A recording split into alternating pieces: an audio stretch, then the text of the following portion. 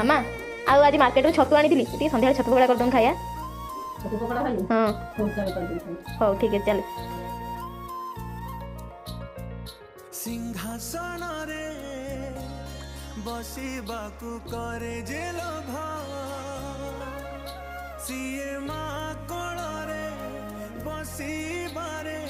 जानी लाभ न मिलू पछे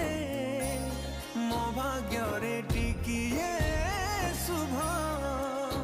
मो पाखरे थिले माल मोर हजारे लाभ तो पड़ते अच्छी मोर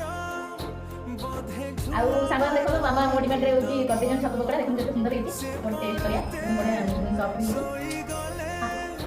दुख लागे सुख परी मोर मस्त आपको